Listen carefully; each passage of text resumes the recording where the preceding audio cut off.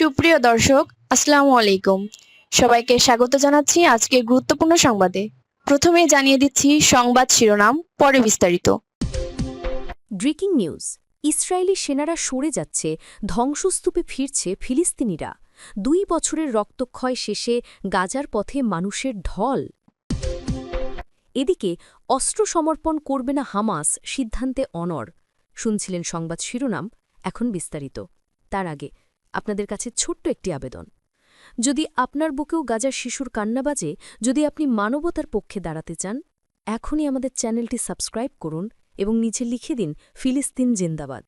কারণ এই গল্প শুধু যুদ্ধের নয়, এটি ফিরে আসার, বেঁচে থাকার আর মানবতার শেষ আশ্রয়ের গল্প। চলুন কথা না বাড়িয়ে বিস্তারিত জেনে নিই। Breaking news. ইসরায়েলি সেনারা সরে যাচ্ছে, ধ্বংসস্তূপে ফিরছে ফিলিস্তিনিরা। ২ বছরের রক্তক্ষয়ী শেষে গাজার পথে মানুষের ঢল। যুদ্ধবিরতির পর প্রথম সকাল, গাজার পথে ফিরছে মানুষ। ২ বছর আগের সেই ভয়াল বোমাবর্ষণে গাজা সিটি হয়ে গিয়েছিল ধ্বংসস্তূপে পরিণত এক মরুভূমি। কিন্তু শুক্রবার সকালে যেন এক অদ্ভুত দৃশ্য। ধুলায় মোড়া রাস্তায় হাজার হাজার মানুষ পায়ে হেঁটে ফিরছে তাদের প্রিয় শহরের দিকে। ইসরায়েলি সেনারা গাজার কয়েকটি এলাকা থেকে পিছু হটার পর বাস্তুচ্যুত ফিলিস্তিনিরা দল বেঁধে ফিরছে, ভাঙা ঘরে, পোড়া রাস্তায় আর ছাই হয়ে যাওয়া স্মৃতির মাঝে। স্থানীয় সময় দুপুরে, বাংলাদেশ সময় বিকাল ৩টে আনুষ্ঠানিকভাবে কার্যকর হয় যুদ্ধবিরতি। ইসরায়েলি সেনাবাহিনী জানিয়েছে তারা এখন পুনর্বিন্যাসের মধ্যে রয়েছে, অর্থাৎ মূল যুদ্ধভূমি থেকে সেনারা ধীরে ধীরে সরে যাচ্ছে।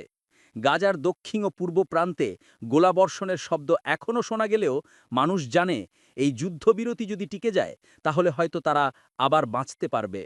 চুক্তির বড় ধারা, বন্দি বিনিময় ও স্বাধীনতার আশা। চুক্তি অনুযায়ী ৭২ ঘণ্টার মধ্যে গাজায় আটক ইসরায়েলি জিম্মিদের মুক্তি দেওয়া হবে। বিনিময়ে ইসরায়েল ছাড়বে শত শত ফিলিস্তিনি বন্দীকে। ইসরায়েলের আইন মন্ত্রণালয় ইতিমধ্যে ২৫০ বন্দীর নাম প্রকাশ করেছে। যদিও সবচেয়ে আলোচিত প্রতিরোধ নেতা মারওয়ান বারগুতি, আহমেদ সাদাত, হাসান সালামে তালিকায় নেই। ফিলিস্তিনি বন্দীদের মিডিয়া অফিস জানায়, এখনও কোনো চূড়ান্ত চুক্তি হয়নি।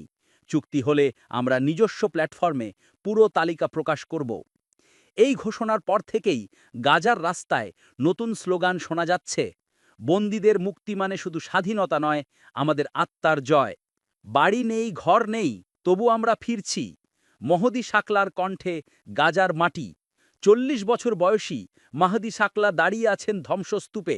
একসময় ওটাই ছিল তার বাড়ি। তিনি বলেন, আমরা যুদ্ধবিরতির খবর শুনেই আনন্দে কেঁদে ফেলেছিলাম। ভেবেছিলাম আবার ফিরব আমাদের গাজায়। এখন আর বাড়ি নেই, তবু আমরা ফিরছি। ধ্বংসস্তূপেও ফিরতে পারা এক আশ্চর্য আনন্দ। তার চোখে জল, মুখে হাসি, যেন যুদ্ধের ধুলোর নিচে থেকেও ফুটে উঠছে জীবনের আলো। আরেক ফিলিস্তিনি নারী বললেন, বাড়ি ভাঙা মানে হৃদয় ভাঙা, কিন্তু জন্মভূমি তো ভাঙে না। আজ আমরা ফিরছি সেই মাটিতে যেখানে আমাদের শিশুরা হাসতে শিখবে। আল রশিদ সড়কে মানুষের ঢল, গাজার পথে জনসমুদ্র। গাজার উপকূলবর্তী আল রশিদ সড়কে হাজার হাজার মানুষ সারা রাত অবস্থান করেছেন।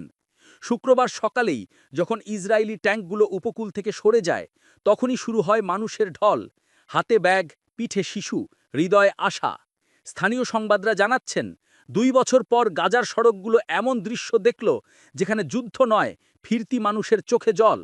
নতুন আন্তর্জাতিক সেনা তৎপরতা, ২০০ মার্কিন সেনা মোতায়েন।